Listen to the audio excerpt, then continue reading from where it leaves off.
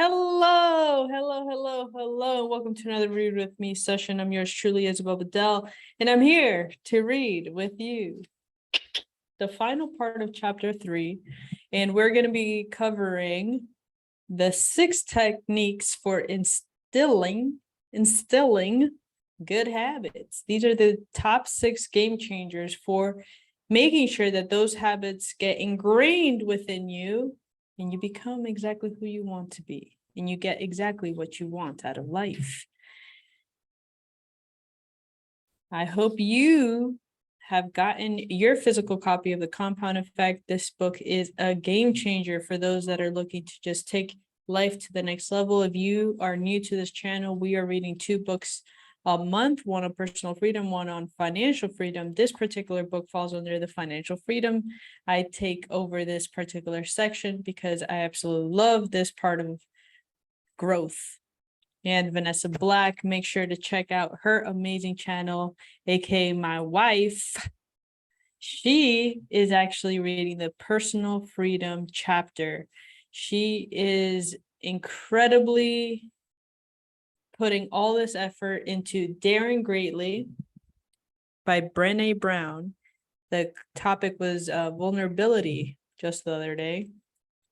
And if that's something that you are not 100% clear on, make sure to check that out too, because it's a game changer as well. It really is. If you understand what's going on in the compound, and if you understand how to become vulnerable within yourself and understand your feelings and your thoughts and emotions, I mean, you're unstoppable. Okay, we're emotional beings, we're human beings, and this is why this particular Billionairette channel has been created, because we're here to impact the lives of 4 billion souls all over the world through personal and financial freedom. Okay, let's get into it, shall we? Here's the 6 techniques for installing good habits, the game changers. Now that we have helped you eliminate the bad habits that are taking you in the wrong direction, we need to create new choices, behaviors, and ultimately habits that will finally take you in the direction of your grandest desires. Eliminating a bad habit means removing something from your routine.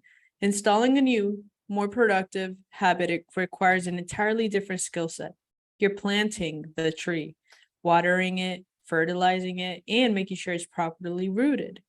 Doing so takes effort, time, and practice. Here are my favorite techniques for putting good habits in place.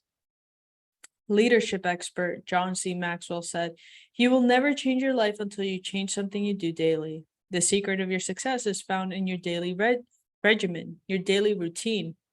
According to research, it takes 300 instances of positive reinforcement to turn a new habit into an unconscious practice. Ooh.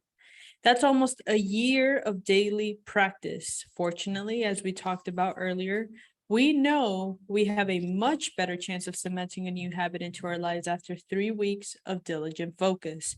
That means that if we bring special attention to a daily new habit for the next 3 weeks, we have a far better chance of making it a lifelong practice.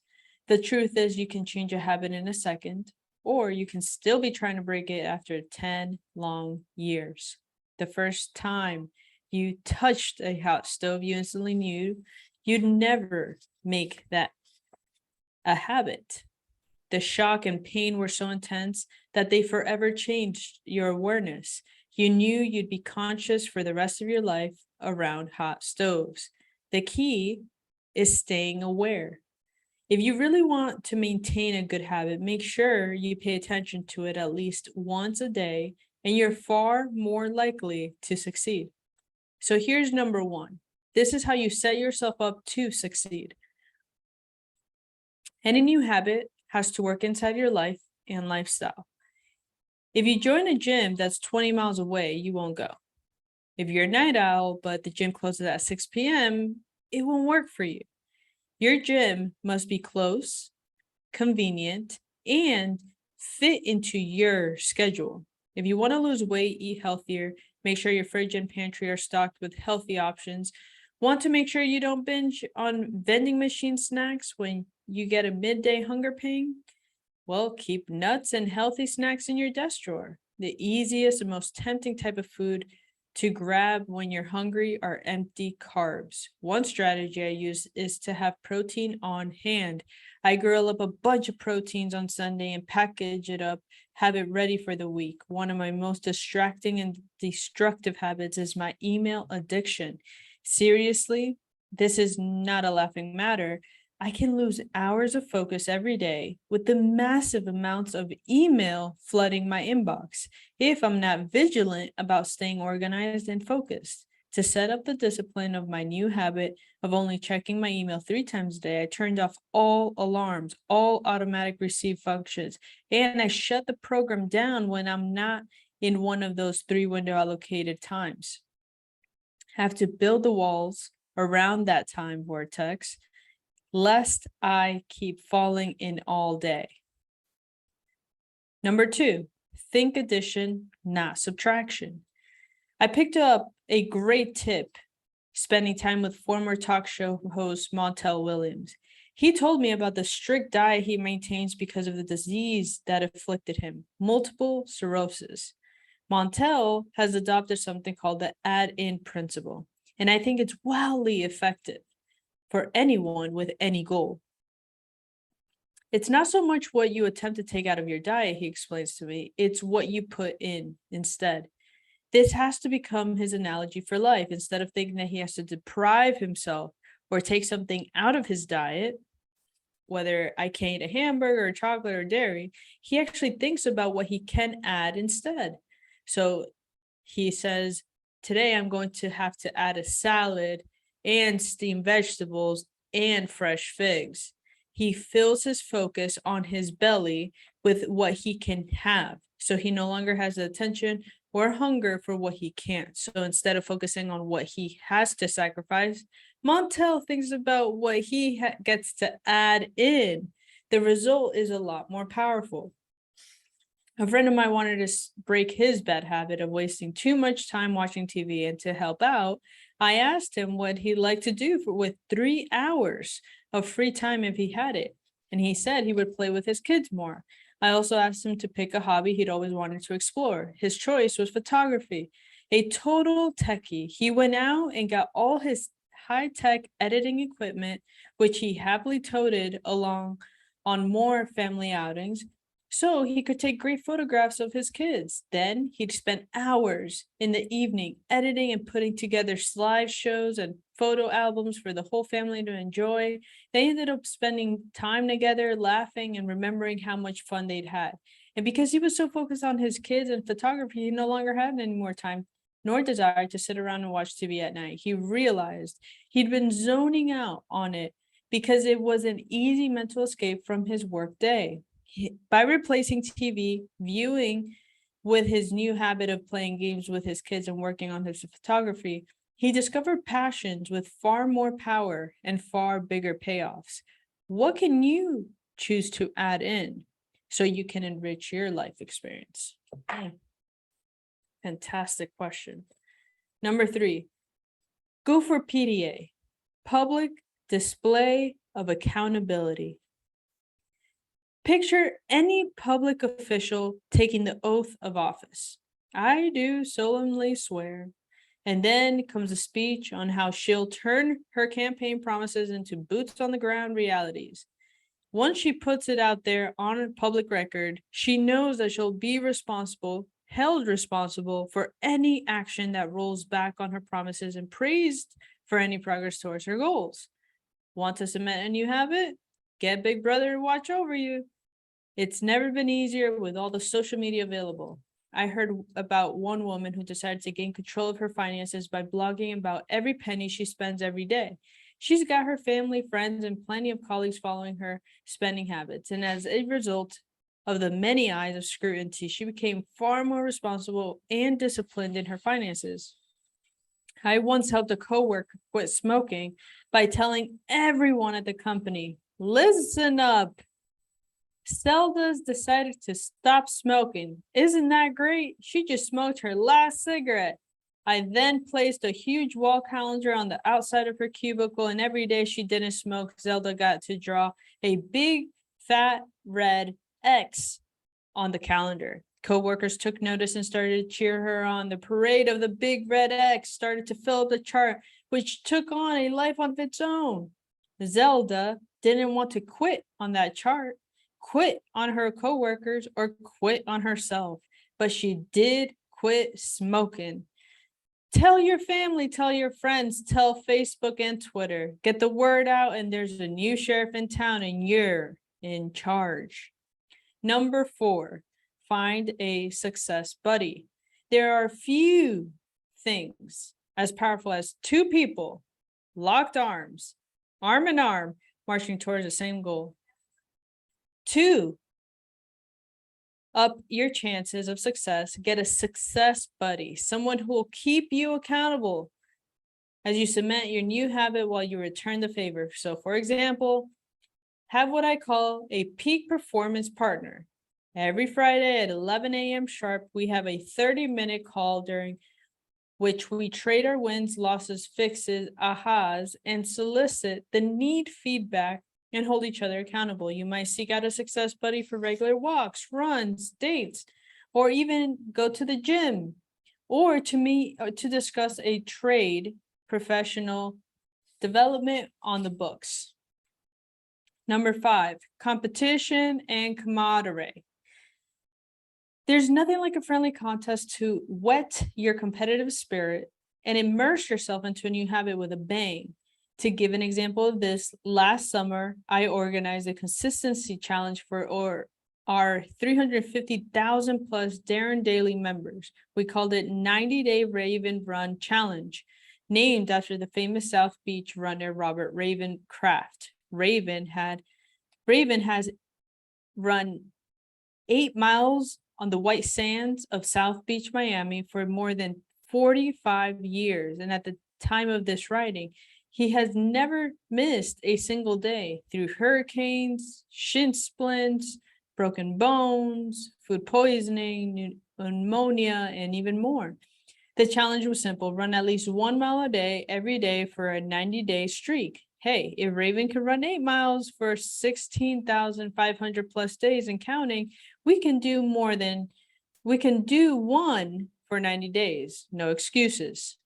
Admittedly, I knew many Darren Daily members would begin the challenge, but I confess I didn't think most would finish. And in fact, I bet my team that not even 10% would maintain the streak. Lack of consistency is the Achilles heel of the human species.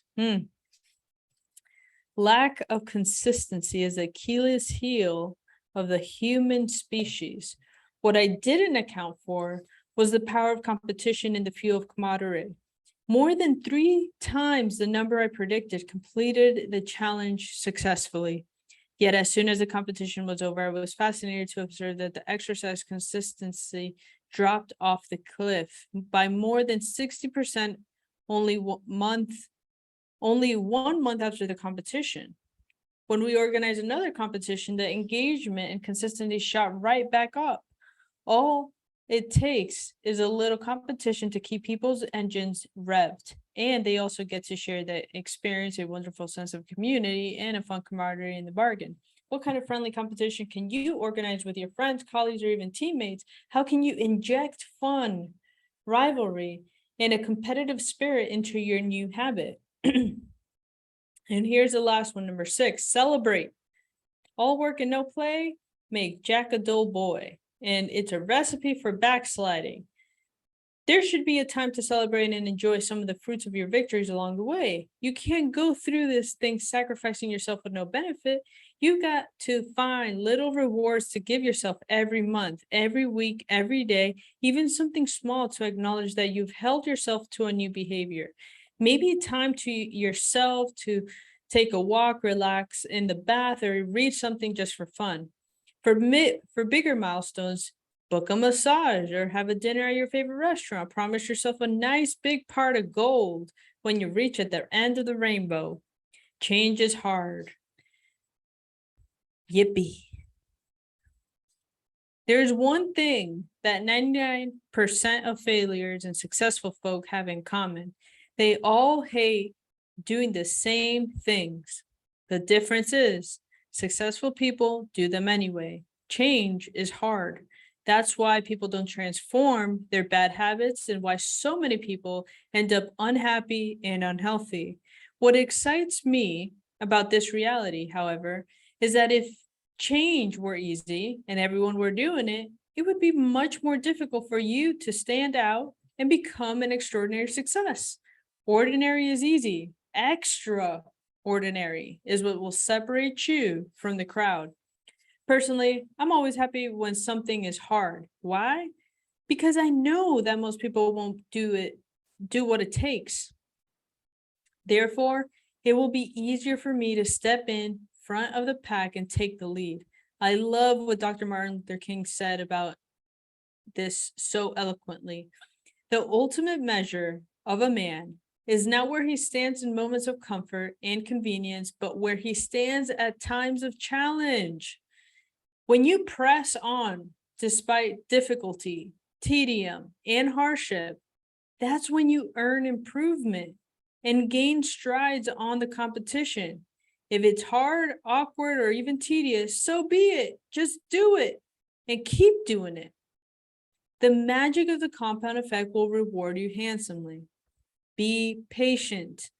When it comes to breaking old habits and starting new ones, remember to be patient with yourself. If you've spent 20, 30, or even 40 years or more repeating the behaviors you're now trying to change, you have to expect it's going to take some time and effort before you see lasting results. Science shows that patterns of thoughts and actions repeated many times create what is called a neurosignature or a new brain groove. This is a series of interconnected neurons that carry the thought patterns of a particular habit. Attention feeds the habit. When we give our attention to a habit, we activate the brain groove, releasing the thoughts, desires, and actions related to the habit. Luckily, our brains are malleable. If we stop giving attention to the bad habits, the grooves weaken. When we form new habits, we drive new grooves deeper with each repetition and eventually overpowering the previous ones, creating new habits and burning new grooves into your brain. It will take time. Be patient with yourself. If you fall off the wagon, brush yourself up, don't beat yourself up, and get back on, no problem. We all stumble. Just go again and try another strategy. Reinforce your commitment and consistency when you press on, and you will receive huge payoffs. Speaking of payoffs, the next chapter is where we really start to break away from the herd. This is where we start multiplying the effect, and it takes shape. With all the disciplined effort you've applied from the fundamentals of the first 3 chapters, what's coming up next is where you get rewarded big time, which is momentum. Chapter number 4, and we'll see you in the next Read With Me session where we go into chapter number 4, momentum. And this is going to be a chapter that you will never, ever, ever forget. I'll see you in the next Read With Me. I'm yours truly, Isabel, and I'll talk to you soon. Bye.